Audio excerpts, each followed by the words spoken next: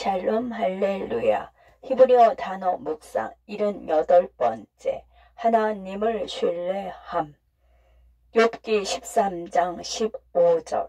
그가 나를 죽이시리니 내가 희망이 없노라. 그가 나를 죽이실지라도 나는 그를 신뢰하리라. 연구 구절 속에 욥의 확언보다 훨씬 더 강한 표현은 없을 것 같지만 히브리어 원문은 훨씬 더 강력하다. 히브리어 hen을 비록 뭐뭐일지라도로 번역하면 하나님이 나를 죽이실지라도이다. 그러나 hen은 종종 보라로 번역이 된다. 나를 죽인다. 에케텔 레니아로 단순한 칼 미완용 미래 형태이다. 즉 이 구절을 보라 그가 나를 죽일 것이다 또는 반드시 그가 나를 죽일 것이다로 번역하는 것이 좋다. 죽이다의 어근인 카탈은 구약 성경에서 3번 사용되었다. 이 단어는 고의적 살인을 뜻하는 라짜흐 또는 우발적 살인을 뜻하는 단어 하락과 같이 죽이다에 일반적으로 사용되는 단어가 아니다. 세 단어 모두 육체적 살인을 의미하지만 카탈은 육체적 살인뿐만 아니라 영혼을 죽이거나 모든 희망을 죽인다는 의미와 더불어 작게 만들다, 가치가 없다라는 의미도 있다. 욥이 여기에서 카탈이라는 단어를 사용한 것이 매우 흥미롭다. 그처럼 우리도 담대하게 하나님이 내게 최악의 일을 하시더라도 나는 여전히 그분을 신뢰할 것입니다 라고 말할 수 있다. 그러나 실제로 욥은 이 단어를 사용함에 있어 한 단계 더 나아갔다. 그는 본질적으로 비록 그분이 모든 약속을 깨뜨리고 모든 면에서 나를 실망시키고 나를 단순히 무가치한 존재처럼 취급해도 나는 여전히 그분을 신뢰할 것입니다 라고 말한다. 신뢰로 번역된 히브리어 단어는 매우 특이하다. 그 단어는 야할인데 기대되는 희망을 품다라는 뜻이다. 알다시피 욥은 완전히 죽을 것을 예상하고 있다. 칼, 미완료 형태의 사용은 하나님께서 그의 생명을 취하실 것임을 암시한다.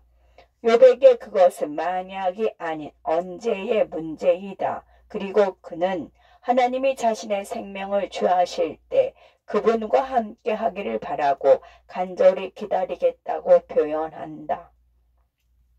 나는 침례 교인으로서 자랐고 전도의 기술에 대해 잘 훈련받았다. 사실 나는 세상에서 성공한 세일즈맨이 어떻게 하나님을 마케팅하는지에 대해 가르친 복음 전도 수업에 참석하기도 했다.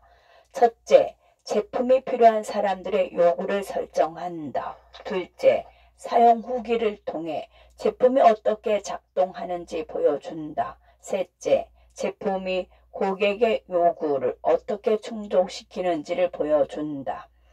마지막으로 고객이 서명란에 서명하게 하고 죄인의 기도라고 말하지요. 빙고를 외치며 판매를 마무리한다. 물론 제품이 작동하지 않아도 환불되지 않는다. 우리는 하나님을 사랑할 수 있고 언젠가 함께 살기를 희망할 수 있는 분이 아니라 목적을 위한 수단으로 바랐다. 만일 욥이 그 제품의 모든 혜택을 받기 위해 서명란에 서명했다면 분명히 환불을 요구했을 것이다. 앞서 표현한 것처럼 우리 중 많은 사람이 하나님의 약속에 매달리지만 그분이 약속을 성취하지 않으신다는 것처럼 보인다는 것을 발견하게 될까? 그분이 약속을 지키지 않으면 어떻게 될까? 그분이 놀라운 약속을 지시고 신속히 성취하실 때는 그분을 사랑하기가 쉽다. 그러나 약속을 깨트리는 것처럼 보인다면 우리는 여전히 그분을 사랑할 수 있을까? 설교자들이 하나님이 우리를 얼마나 사랑하시는지 우리가 그분 세상의 중심이라고 말할 때 우리는 그분을 사랑하지 않을 수 없다. 그러나 우리를 카탈하거나 우리에게 응답하지 않는 것 같아서 우리가 무가치하다고 느낀다고 가정해 보자. 이것이 욥이 말하는 것이다. 그럼에도 욥은 여전히 하나님을 야할로서 즉 신뢰하겠다고 말한다. 하나님이 욥을 무가치한 존재로 취급하고 약속을 이행하지 않는 것처럼 보일지라도 그는 여전히 희망을 품고 자신의 삶과 미래를 하나님의 손에 맡길 것이다. 욥과 하나님과의 관계는 분명히 그가 받게 될 모든 혜택에 의존하지 않았다. 내가 욥기에 대해 말할 때 어떤 그리스도인들은 항상 그래요. 하지만 욥이 고난을 겪은 후 하나님께서 모든 것을 그 이상 회복시켜 주셨다는 것을 기억하세요 라고 말한다. 이런 식으로 말하는 것은 이야기의 요점을 모두 놓쳤다는 의미이다. 그 회복 부분은 에필로그이다. 스토리와 별개로 마지막에 추가되는 정보일 뿐이며 주제에서 벗어나지 않는다. 욥 이야기의 주제는 모든 것을 빼앗기고 그의 삶이 가난과 수치심으로 끝날 것 같았을 때에도 욥은 여전히 하나님을 신뢰했다는 것이다. 욥은 사랑하는 하나님과 함께 있기를 기대하며 기다리고 있었다.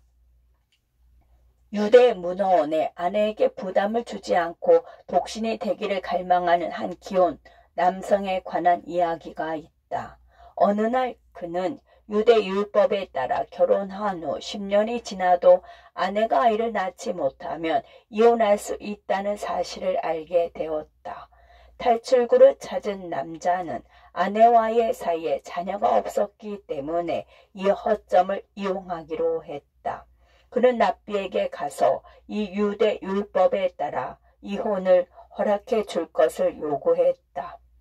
이 부부를 잘 알고 있는 랍비는 그 남자의 아내와 이야기를 나눈 후 이혼을 허락하겠다고 말했다.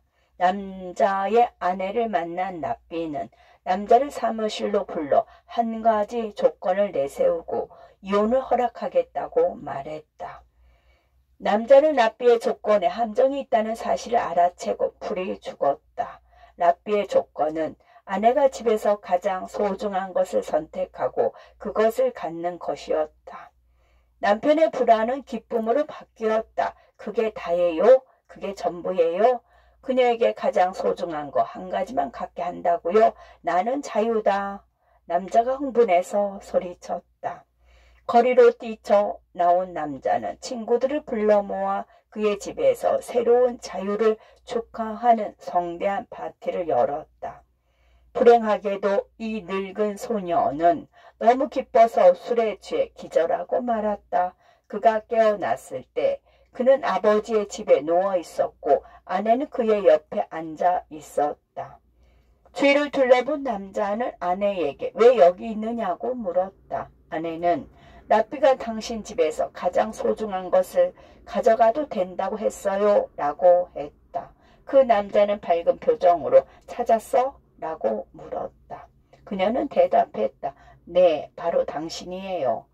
남자는 이혼하지 못했고 그 후 아내와 만족스러운 결혼 생활을 유지했다는 이야기이다.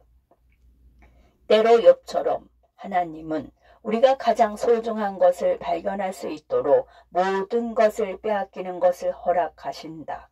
그때 우리는 그 어떤 것도 원수도 어떤 인간도 죽음이나 생명이나 권세나 현재일이나 장래일이나 높음이나 기쁨이나 다른 어떤 피조물이라도 우리에게 가장 소중한 우리 주 그리스도 예수 안에 있는 하나님의 사랑에서 끊을 수 없다. 그가 나를 죽이실지라도 나는 그를 신뢰하리라. 하나님을 신뢰함. 아멘.